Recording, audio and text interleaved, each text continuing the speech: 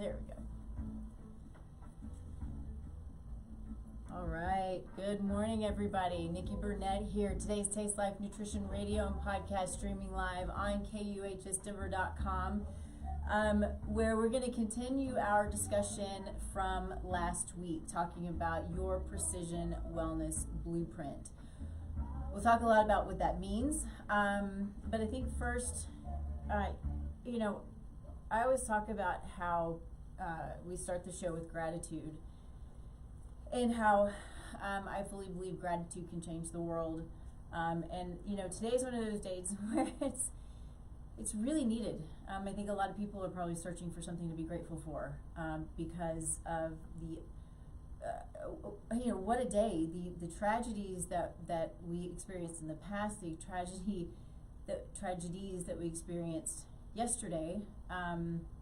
Of course, today is September 11th. It's amazing how time flies, and sort of things end up just sort of in the past. And I think it's an important day to remember. It's an important day to live in gratitude, because there was a time where we all came together and supported each other through these tragedies. And we're coming to a day today where we struggle with these incessant demonic things that people are doing to each other. So the shooting and assassination of Charlie Kirk, who was, obviously I didn't know him personally, but what a terrible tragedy. I don't care what side of the road you're on. To do something so cowardice and horrific is, it's mind-blowing, and it's devastating. And so my prayers go out to his family. My prayers go out to all of those who are impacted, and I think as a nation we should be impacted by something like this. And then Evergreen, we've got another school shooting. What do you say to these things where people have lost their sense of what is good and what is right when they go and do things like this, and what's happening within the family unit? I don't know. So what I am grateful for is I'm grateful for my family. I'm grateful for the people who surround me, who support me. I'm grateful for this platform, for Henry back there, who is always there, kind of rooting me on and helping me with this show, so we can talk about and hopefully promote the goodness in life, even when we're standing in the middle of amazing multiple tragedies. And I'm grateful for this life, because you don't know when you're not going to have it anymore. I'm grateful that I fully believe in the next life to come, and so this isn't all there is, and I'm sure Charlie is hanging out there with Jesus and continuing all of the good things that he was doing here. So anyway, gonna move on from that. I have been so excited about what is happening in my world. It's amazing when, I need to turn my music down, sorry. It's amazing to me when, you move through your work and your life, and I'm always one who continues to learn and research and grow and develop, and everything that I do for my own knowledge, but I do it also for helping my friends and my family, of course, but my clients, my patients, everything that I learn, I'm able to pass on, and I'm able to build on to what I already know. And so last week we started this discussion about our individualized metabolic health. And this started with me years ago on my own journey of learning and discovering my body. And I thought, I'm pretty good at, always, I'm my own best guinea pig. I I do things to myself all the time that I probably would never ask clients to do, right? Because I want to know what it's about. All of the fad diets, I've probably done them all from carnivore to vegan, right? Let's try it out. Let's see what happens. And paleo and keto and you name it, I've probably done it. Have I done low FODMAP? I don't think so. I don't think I've done low FODMAP because I've not had, knock on wood, I've not had a lot of GI issues. But anyway, I have done so many things to learn my body, to understand what makes it happy, what doesn't make it happy, what changes my body composition. And I think that's really what a lot of this is about. It's about understanding your body's needs, understanding how to optimize your body composition, as well as optimize your health, your brain function, and all of the functions of your body. We talk a lot about how the body's always communicating with us. It's always talking to us, and it's so beautiful. But it's almost like we don't understand it. It's speaking Spanish, or it's speaking a language that we don't understand. We're like, what is happening? And so I see a lot in practice, people are like, why is my body fighting me? Why can't I figure out what's going on? Why do I have these symptoms? What is happening in my body that I don't know what to do about it? And so whether that's some kind of mild to moderate symptom, or whether you're struggling with some amazingly complicated symptoms and conditions, we need to learn that that's the body trying to talk to us. I have this viewpoint, and I'm not the only one, but I have this viewpoint that our body is so perfectly and beautifully created. It's this God-given gift that its goal is to keep you alive always. And so it can only do as much as it has the capacity for. And when I say that, what I mean is, it's all about what we're putting into it mentally, emotionally, physically. What are we feeding it? How are we sleeping? That's definitely an input. How are we talking to ourselves? How do we view the world? How do we let things like what's happened over the last few days in 9/11, how do we let that impact us? Do we let it take us down, or do we want to rise up and do something about it, right? There's strength in the wanting to move forward and move ahead. Now I say that, what I also see, and this is a difficult place to be in, is that over time, when the chronic conditions just seem to continue to take hold and take more hold and take more hold, and there's this spiral. I mean, I watch the spiral when I look at people's their timelines. I put together timelines for my patients and clients, and you can see the spiral downward, right? And you start to lose that drive, that motivation to get better. Well, let me take that back. I've seen both. I've seen people lose that drive and motivation because they feel like they've lost control and they don't know what to do. But then I've seen those who are so driven because they're like, I got to figure out what this is. I don't know what's going on. I need to find answers. And they just dig and dig and dig, and they find people to help them dig, which is what, of course, I do. Is I dig. I want to understand. I want to get to that foundational level so we can then address whatever is happening and allow the body then to start to do its job on its own. Not start to do the job on its own, but to better have the capacity to do the things that it needs to do to keep us alive, because that's its ultimate goal. So, long-winded way of saying I was working on my own stuff, my own health. Not that I have, most of my health issues are biomechanical, not biochemical.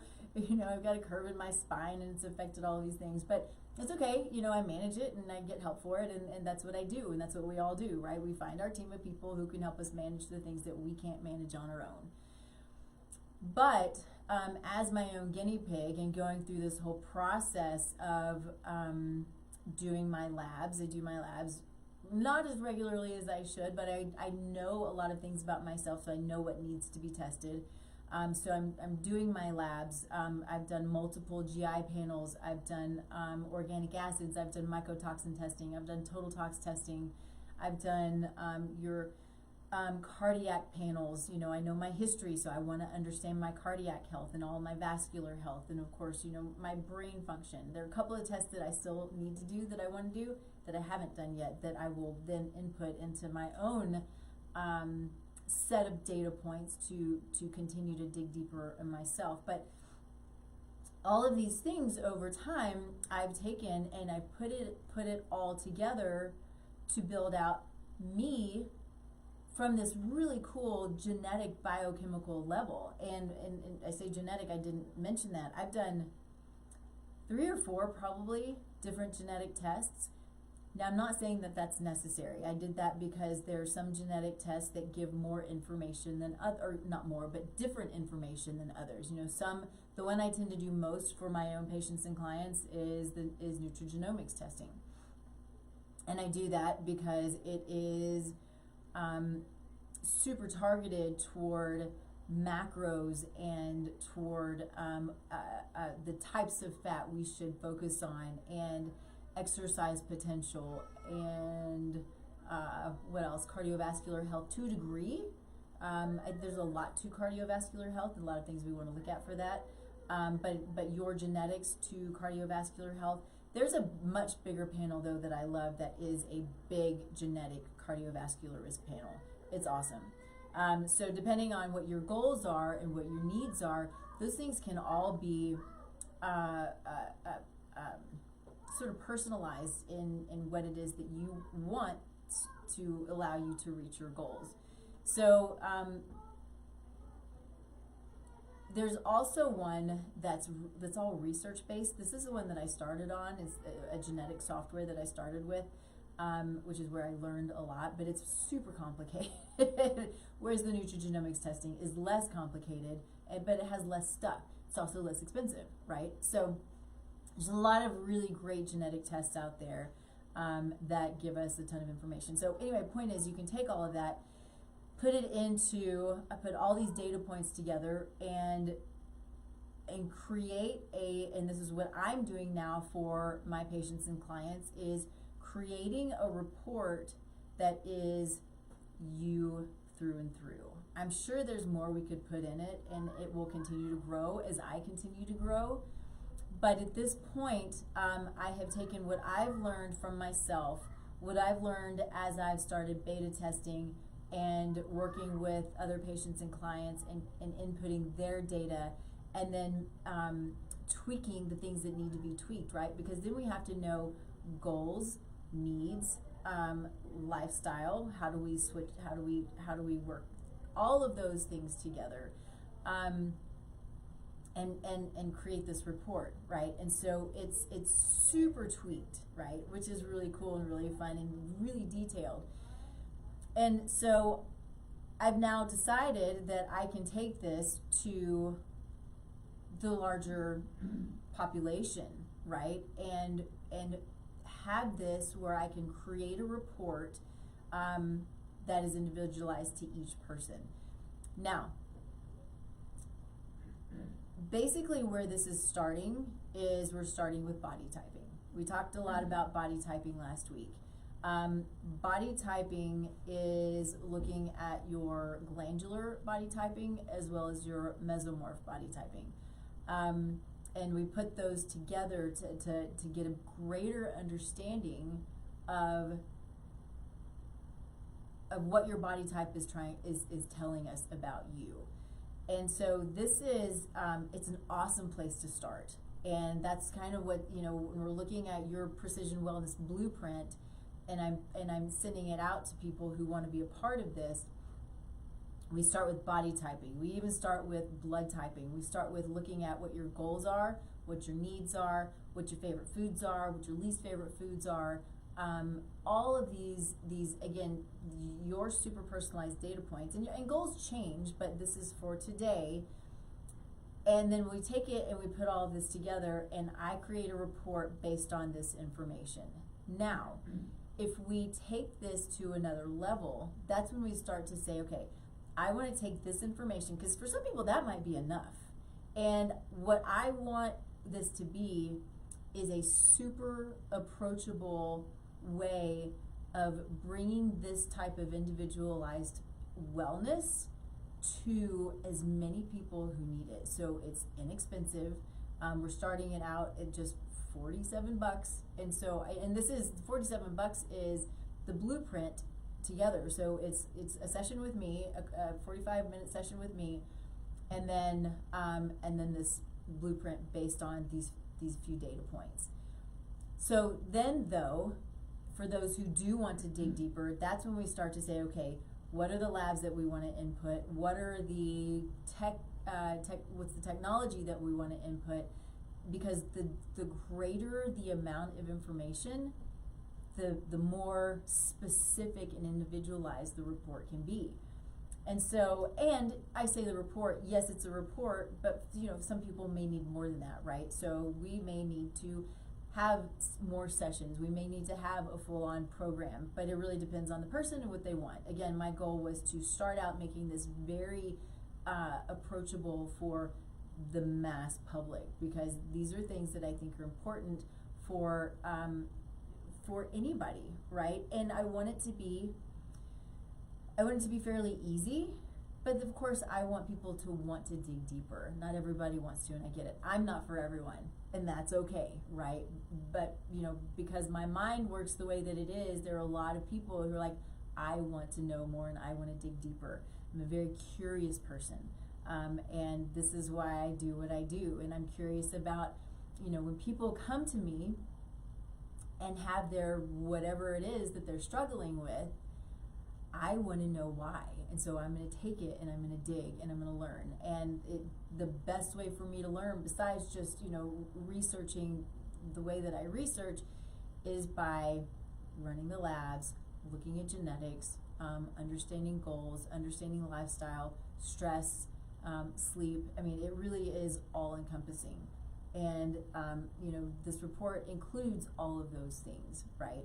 So anyway, I'm super excited about it. I think that it is going, for some people, maybe for a lot of people, it's going to be a game changer. I'll tell you, for me, as I was going through this process myself, it has opened my mind to so many amazing things about myself, and I have changed my body composition. I've learned about, what I can do to optimize on multiple levels, optimize my sleep, optimize my workouts, optimize my protein intake. And these are the things too that get really hard, because when you're looking at macros, people are like, how much protein do I need? I don't know. I can tell you about, but when I'm talking to you specifically, how much do you need? Now that's going to be a deeper level when we're looking at genetics. Genetics can be really key in helping us understand macro needs. But I can start to base sort of a more targeted, not super targeted, but more targeted macro count for each person based on what we find in any of these data points, right? But in the body typing, if we're going to just start out with these basics. And so things that we don't always understand, for one, is why something works for one person but doesn't work for all people. Or doesn't work, it works for me but it doesn't work for my sister, or it works for my husband and it doesn't work for me, right?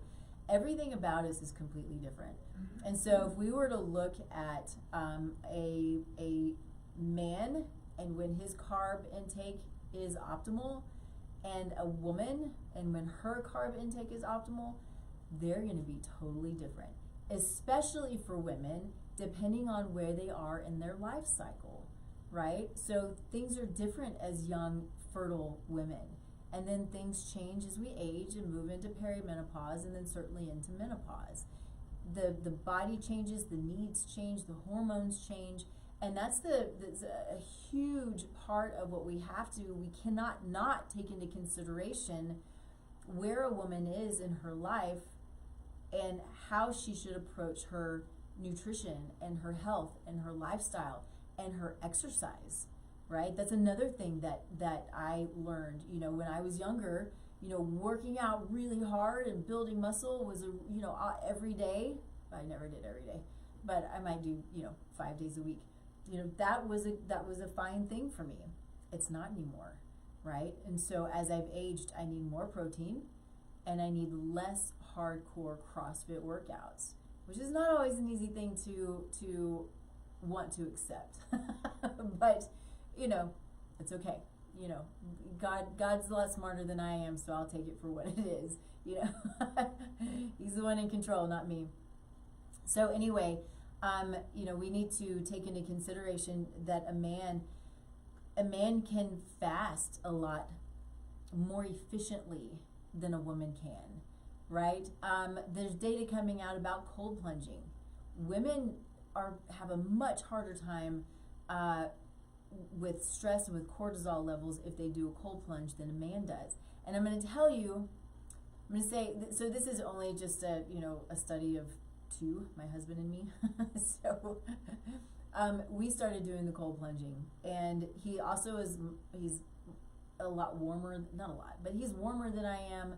I tend to lean a little more cold natured, and he loves the cold plunge. Like, he will sit in freezing runoff water in the river for,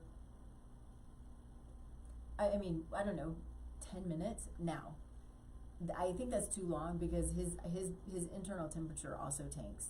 He's cold for a long time. So I'm not recommending you do that. But the point is, he can do it, and he does do it.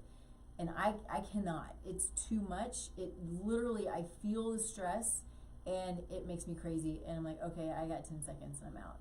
And so, I don't mind cold, but I can't do the freezing. It's just too much. So,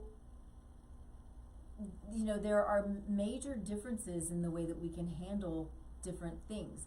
Life, fasting, stress, plunging, heat, all of those things, right? And then, health status on top of that is going to be a major contributor to all of those things as well. So, let's talk a little bit into we talked a lot about the body typing last week. But I want to do a little bit of a recap and talk about the different types of body typing as we start to dig in a little bit deeper into what all of this stuff means. But we've got your somatotypes, and you've got your endomorph. I think I called it somomorphs. I don't know what I called it earlier, but it was wrong. But your somatotypes, your endomorph, mesomorph, ectomorph. And a lot of times in the exercise, working out, gym world, these are the terms that you'll hear for those types of body types, right? And so then we also have the glandular types. And this was, I believe, originally put together by Dr. Bravenel. So their hormone types are glandular types, which is what where I learned about. No, actually, I learned about this first by my aunt, I believe. But then going through nutrition school, we studied this to a degree. And I appreciate it, and it doesn't mean that everybody is all the same, right? But it really, there's a lot of data that goes into these things. And when we're looking at these different body types, nobody's ever just one. Well, usually not just one. But what I find fascinating is then taking the two and putting them together.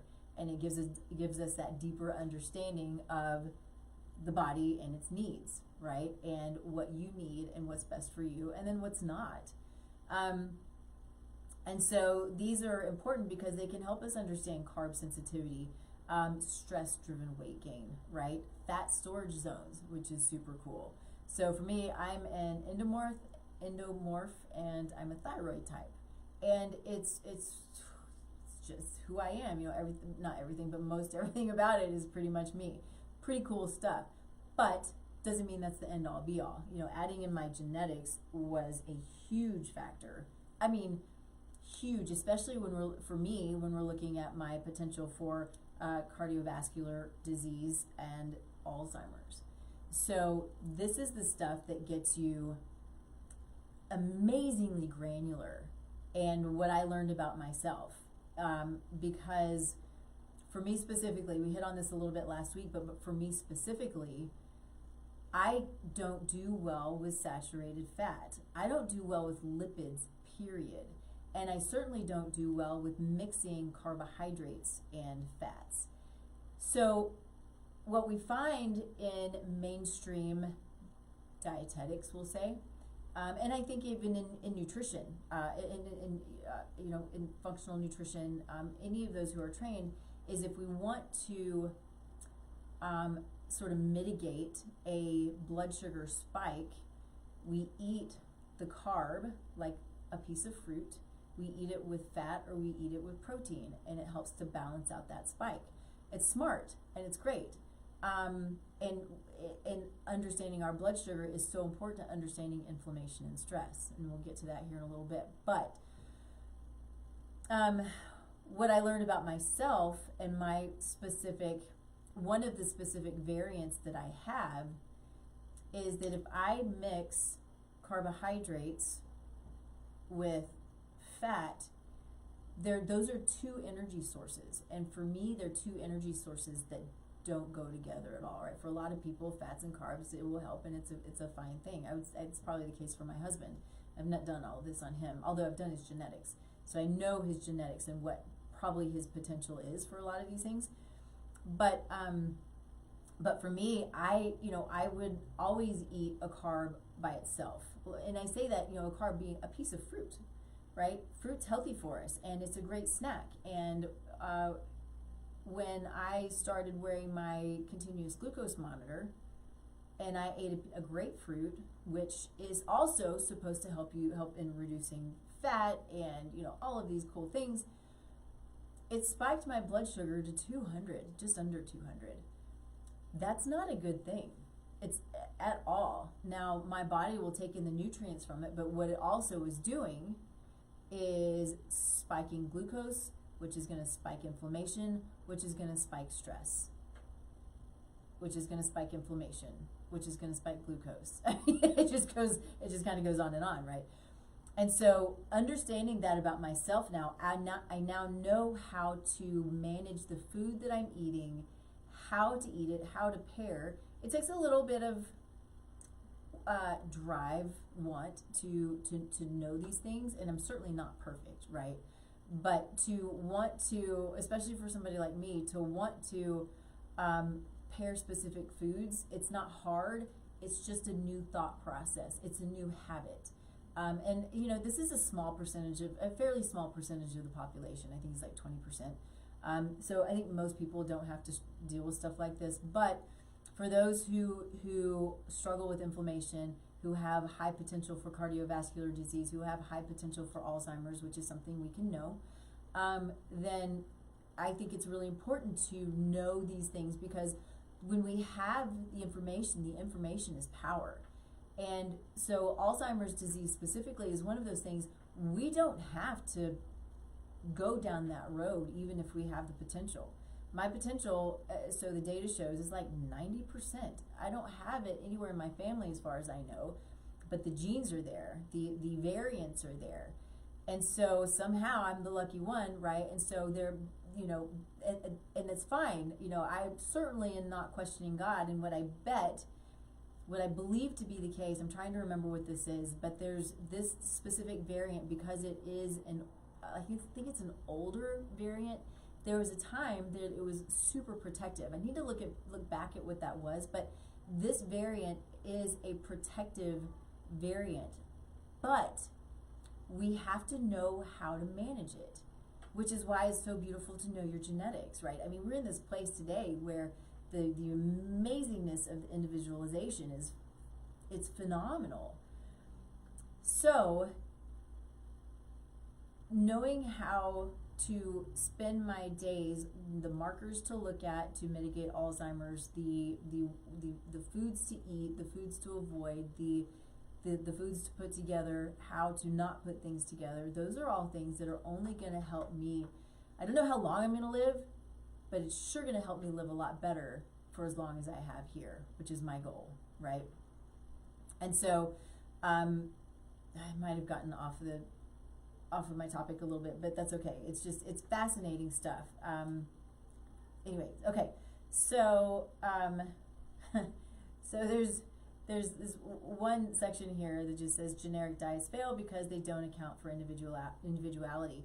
You know, the things that we hear from our mainstream medicine, if we go in looking to lose weight, it's eat less and move more.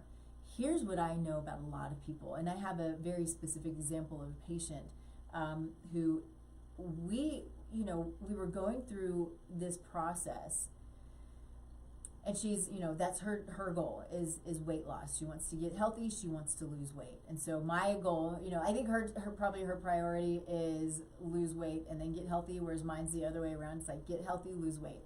But the fact is, as we're going through this process, we're looking at what she's eating on a daily basis. And she's really struggling, right? She's having a tough time. She's like, I've lost 10 pounds and I've just stayed there. And so when we looked at what she was eating like 1,000 or 1,200 calories a day. And not bad. I mean, there are definitely some tweaks in what she was eating that are going to be much better for her. But her protein was, I don't know if it was 40 or 50 or 60 grams of protein. Very, very low for a person who needs a much higher protein count for her weight, for her height, for all of those things. And so we want to make sure, especially with protein, protein, it's a builder. Protein builds our neurotransmitters, it builds our muscles, it builds our enzymes, right? And so we need protein, we need sufficient protein in order to build like we're supposed to. And I have another client who has just upped his protein significantly. He's a man getting, 60 grams of protein a day. And then now he's up to 140, 50, 60 pounds, grams of protein a day. And he's like, I feel the difference. He's a young guy. He works out, and he's doing amazing. I'm so, so, so proud of him. But when he started to up his protein and get enough in, he's like, I'm feeling the difference, and his weight started to drop. And so it can be a game changer for a lot of people, but so can the amount of calories that we're getting. Now, we don't focus on calories usually. It's going to be part of it if we're counting macros and we need to understand how much we need to get in. It's a part of it. It's just how it works. But it's not, a calorie is not a calorie. And so, the things that we want to make sure that we're looking at is the types of calories that we're getting in. Good healthy fat, good healthy protein, good healthy carbohydrates, a little bit of fruit, lots of vegetables, and that's basically it, right? I rarely will count a bunch of grains and stuff like that in someone's plan. Depends on the person, and depends on, there are a lot of factors as to where I will include certain grains or not. For me, I don't. But for him, I did to a degree, a small amount of like quinoa or what else? Like, some gluten-free grains that are sort of pseudo grains more than anything, and may have some benefit. And for him, eating carbs throughout the day, and when I say carbs, I'm talking fruit, vegetable, maybe a little bit of grain, that helps to balance him, and it's made a difference for him. Cool stuff, man. I love it. So, oh, and I hate the word diet. I don't put people on diets. Usually don't put people on diets. There are people who therapeutically need specific diets. I would call low fat FODMAP a therapeutic diet, but it's only for symptom management. It's not therapeutic. It will not get rid of SIBO. It's only to help with symptoms. So you got to manage SIBO. If you don't know what this is, it's a whole other topic. But point is, if you're struggling with SIBO, low FODMAP diet will only manage symptoms, which is okay. I mean, we do that for a reason, for a period of time, but not for an extended period of time for sure. Because these are all super healthy foods that should be a part of our diet, and we should be able to eat. Okay, what else do we have here? So let's do this. Let's talk a little bit about the program. Then we're going to talk a little bit about tech and our sponsor. actually, I'm going to switch that. I want to talk about tech and our sponsor because we have, let's see if I can move this forward real quick. Our sponsor is, so Susan Drake of Mountain Medical Concepts. We also talked a little bit about this last week, but this is a really cool way of understanding your metabolic health. I have not done this, so I've not put this in my own set of data points, but I want to, and I will. I have my friend over at vivewell.health. He has this VO2 Max machine. So Dr. Ben Bush over at vivewell.health in Arvada. If you're local, go see him. Good stuff.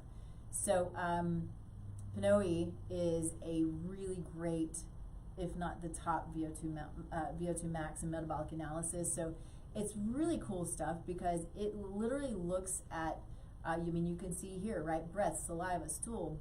It's a body scan, it's a urine, it's blood, and it looks at all of the different organ systems and how they're functioning, how your metabolism is, and then what you can do then to optimize, right? I mean, that's the stuff that we want to know. So Susan has these products. They're big, right? So this isn't like something that you would have at home. This is only for practitioners. But it's a great addition to a practice, and it's a great way to benefit patients and clients when it comes to understanding metabolic health.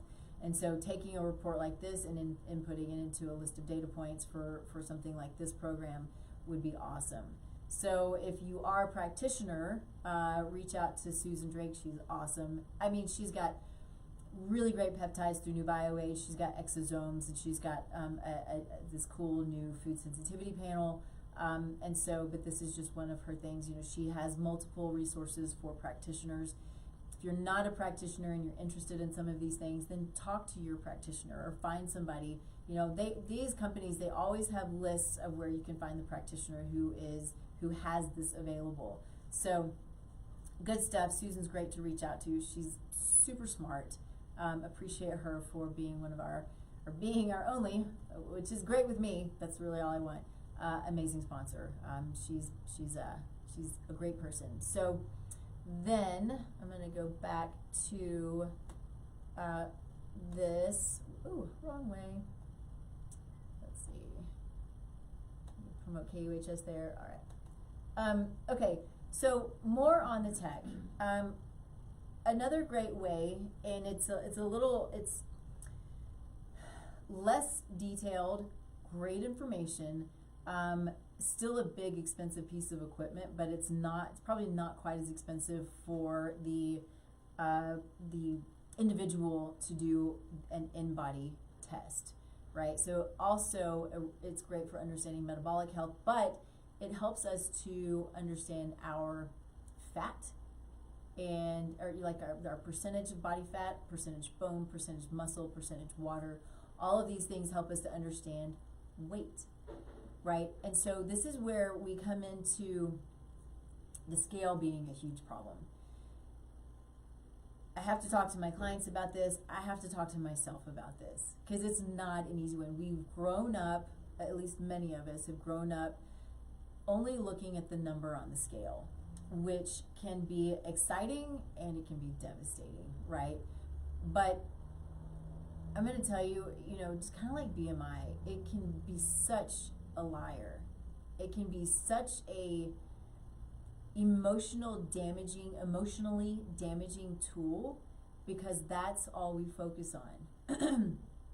My own story is I've worked out most of my life, some of it on and off, but we've been doing CrossFit now for, I think, 7 or 8 years, something like that, regularly. And has been great on my body composition, but I get on the scale and the number goes up, and it is completely effing with my brain.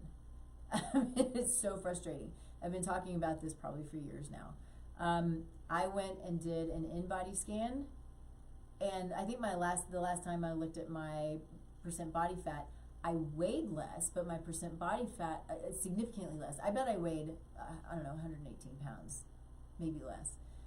So this was my lowest, and not my lowest. This was my first InBody scan where that's what I weighed, somewhere around there, maybe a little bit less. Anyway, point is that I think my body fat percentage was like 22%, which is still fine, right? It's good. I can't believe I'm going to say this on live, but whatever. I now weigh about 125 pounds, and I have not been able to figure out what's going on with me until I sat on or jumped on the InBody scan, and it showed that my body fat percentage is I think it was like almost 18%. Shocking to me, but I'm going to tell you, it helped me to focus less on. Maybe it was more to appreciate my body more, because there's still clothes I don't fit in. Maybe that just means it's time to get rid of them, right? And that's a little frustrating. That's the mind game right there. For those of you women who are, I know you hear me. It is a huge mind game.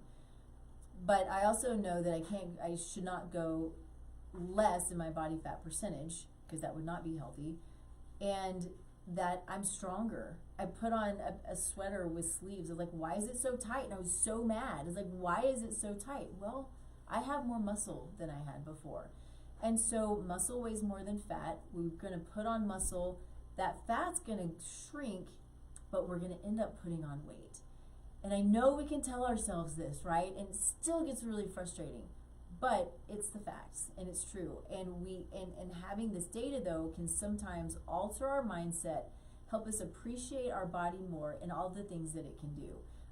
That's what it did for me, and that's my hope for anybody who goes through this stuff with me, is that you appreciate your body and what it can do as you start to learn it and understand it and give it the love and the care that it needs and is asking for. And I'm not saying that you don't. But when we understand it to a deeper level, we know how to give it what it needs. We know how to care for it, right? Because that's what it's doing for us. So let's see.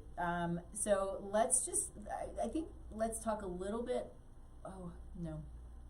Let's talk a little bit about this program again. So what you can see here is you can scan the QR code. I know it's not easy to do, but maybe you can scan it. You can also, though, my head's kind of in the way, you can text Blueprint. So text Blueprint to 720-864-1699, and we will send you basically it's a landing page, right? It's just what it is, but it's what to fill out to get the process started. And then you'll book an appointment with me. Like I said, it's $47, right? This is usually a $200, not quite that much.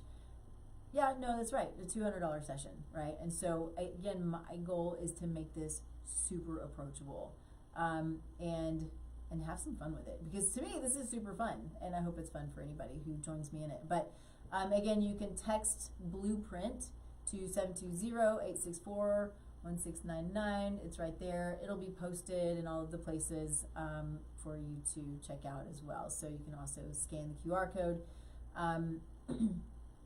and go from there. So let's dig in a little bit more to the tech.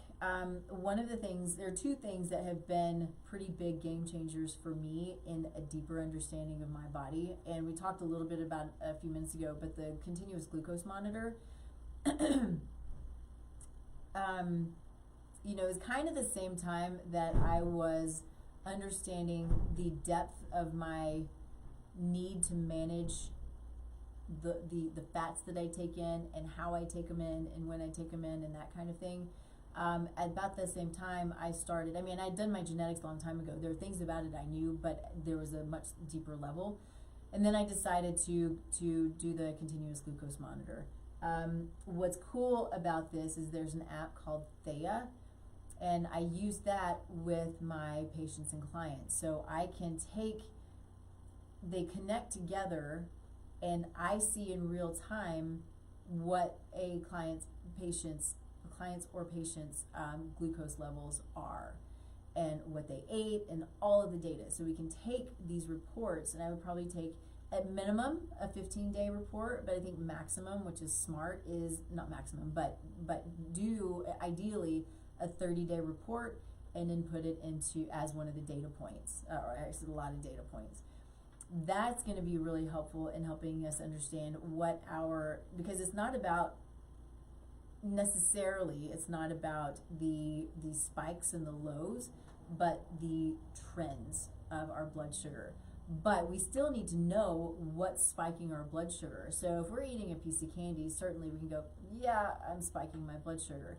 But if you eat a grapefruit and it jumps up to 200, it changes your mindset about how you manage these things with your body. Because I was super in shock, and knowing what I know and telling you, if you don't already know this, like I said earlier, that it's these spikes that will push stress in the body. You may not feel it. I didn't feel it until I saw it, and I was like, what? I mean, that created more stress, right? but I didn't feel this crazy spike, but I'm going to tell you, and some people might, I'll tell you that it just floored me. And so I've not done that again. This morning, my husband opened up a mango. Oh, it's my favorite.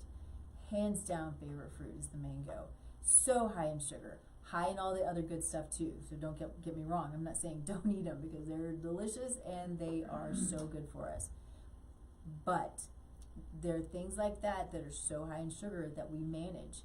And so I took like the tiniest bite of it just to get a flavor of it, because I don't want to eat this mango or any part of a mango. At these days, maybe a quarter or a half, but I need to have protein first. So I make sure that I had just a teeny taste of it, and then what I took with me to go up to the clinic is, I don't know, probably a third, maybe a little bit more of the mango, and then I'll have my protein, and then I'll have a little mango, and probably not have the whole thing all at one time, because I'm afraid it will still spike it. So I can always think about these things now, and they'll become habit, which is fun, right? Habits are hard to change, hard to create also, but having the information in front of you is what can help to create the new habits and move them forward. They all take time. Let's see. I wanted to talk about Lumen.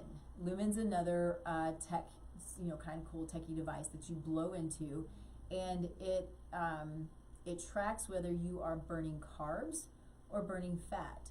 And there are different times during the day, during activity, during the evening, that you want to burn carbs or fat, right? And so it can give us a lot of indication to metabolic flexibility, which is really important for stabilizing health, stabilizing blood sugars, as well as understanding when we are burning fat, because we want to continue burning fat to a degree, but not constantly. There are times when we also need to burn carbs. So it can also help us understand fasting.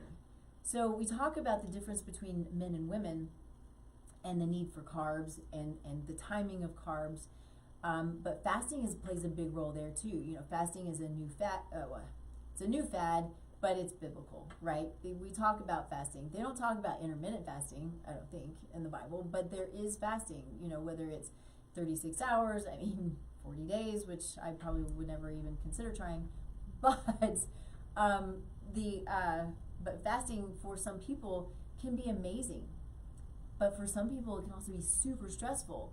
What does stress do? It increases inflammation. It increases blood glucose levels, right? So when we have a tool that can help us understand fasting and when to fast and when to not fast, that is key in helping us continue to learn our body. I feel like, I'm not sure about this yet, but I feel like I now can kind of feel when my body is moving from a fasted, it's okay to keep fasting state to, so it's from a fat burning to a carb burning, which is then the stress of not eating has started to rise, so I need to go eat immediately. I think I'm starting to figure that out, which is really cool too, because I don't want to have to use Lumen all the time, although I use it a lot. But to be able to get to the point to where you feel that, I think is huge. And so for me, what I've seen is I needed to stop fasting at 7 or 8 o'clock, but then there were days where I didn't have to stop fasting until 11 o'clock. That's a huge range. And actually, I think that I just got hungry. So it was 11 o'clock, still showed I was in fat burn. I was like, okay, I'm just going to go eat because I need some food. So it's a cool thing to have a tool that gives you that guidance so you know what is optimal, because having that optimal information is just going to help us all to optimize. And so for going back to then men and women, if we're talking about life stages and hormones and that kind of thing, hormones are regulators of metabolism. They're regulators of recovery and fat storage. And so we have men who do well with evening carbohydrates. They boost serotonin, it boosts melatonin, and can help to increase sleep and recovery. There's a guy I was talking about a little while ago who he had stopped eating carbs late, started eating them again, the right carbs in the evening, and it has helped him in his weight loss and helped him in his sleep, and he feels better. So this is completely opposite of me. I should need to eat most of my carbs before 2, and I don't want to eat hardly any in the evening. And so women in perimenopause and menopause, they have reduced insulin sensitivity. So evening carbs are going to spike fat.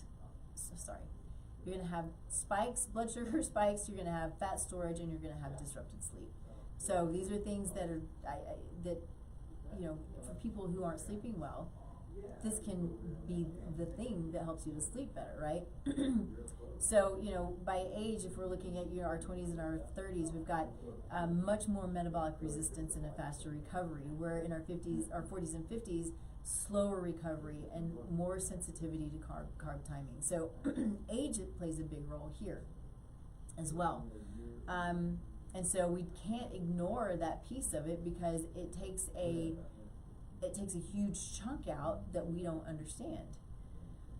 Okay, I think last thing, let's see, what else is there anything that I missed here? I don't think so. Oh, kind of along the lines of what I just said, about not taking hormones and age and gender into consideration. Is all of these things ideally are all integrated together.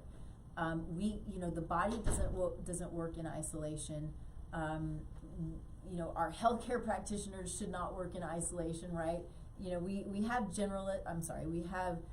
specialists for a reason, to a degree, but we have to take that, and it all has to be put together, right? Everything affects every part of us, internally and externally, whether we know it or not, right? So we take out an appendix, that's a big piece of us that's missing, that plays a big role. And what they believe is to be, there are a lot of nerve endings in there, production of organisms and that kind of thing. But same with gallbladder, same with, you name it. Whatever you take out, there's a reason it's there, right? God knows what he's doing, and I fully believe that, and just to willy-nilly take stuff out I find hugely problematic. And so, anyway, sort of off the rails on that one, but it's true. And so we can't do these things in isolation. We can't just chase one data point, right? We can't only look at carbs. We can't only look at calories. We can't only look at labs. All labs are huge. We can't only look at genetics. Genetics are just our potential, or it's genetic variance, right? That's only our potential. So understanding that it's our potential means that we have the ability to also mitigate it. And that's the goal when it comes to, again, going back to the Alzheimer's and many other of the chronic conditions, whether it's diabetes or heart disease, right? We have the ability to manage and mitigate these things based on the data that we put together and how we manage our lives, right? And so, again, going back to a program like this where we start out with the body typing, which is a good place to start, and the data we put in is more than just body typing, but ideally we take it and we start adding more and more. And that can also be done over time, right? It's an easy thing to be done over a period of time. But it's it's a fun thing when you have my favorite thing about working with clients or watching the light bulbs go off, right, and having this understanding, whether it's of a food that they thought they could eat and they can't eat, or you name it, right? These light bulbs are amazing for us. And so one of the things that I love about this is integration turns scattered info into a roadmap. And that's really what this is. We call it a blueprint. This is you as deep as we can go, as deep as you want to go. And knowing also that the body is super dynamic. It changes all the time. And so, what it is today in 5 years may be a little bit different, but doesn't mean that it, things like this can't be updated, right? It's really so much fun. And so, no, doesn't matter. Point is, though, that if you're interested in looking at the science of you, right? The science of me, that's what this is all about. So I'm happy to chat about it. I'm happy to see what we can do together to have some fun with this, because really that's kind of why I created this. I was having so much fun with my own stuff, and then working with my clients and my patients on these things. I was like, this is something that I think a lot of people will have a lot of fun with, and that's what I want from it. So anyway, again, you can text Blueprint to 720-864-1699 and register for a quickie session. You'll get the intake. It's a really simple, like 5-minute intake. We'll chat about it. We'll put it together. We'll sit there and we can modify it together.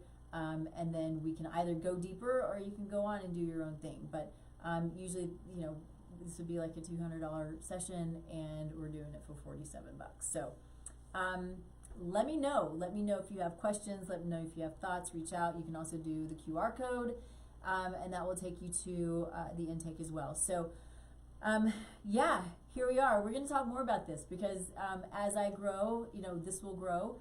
As my knowledge goes deeper, this will go deeper. And it's pretty deep. I mean, it's really good stuff. So anyway, let me know how I can be of service. Again, going back to the first of the show, for those who have been impacted, whether directly or indirectly, by 9/11, by the shootings in Evergreen here in Colorado, by the shooting and assassination of Charlie, prayers for all of them, prayers for families, prayers for us as a country. And this is a really ugly place to be. And so I won't dwell on that. I will dwell on the place of gratitude for so many beautiful things about this country and who we are, and where we are and where we've come from. But these are things that are just truly unacceptable. So grateful for all of you. Thanks for hanging out with me. Thanks for being a part of this. And we'll be back next week, 10 a.m. Mountain Time, streaming live here on kuhsdenver.com. And then, of course, you'll find us as the Taste Life Nutrition Podcast, anywhere you find your favorite podcast. So we will see you next week. Bye, y'all.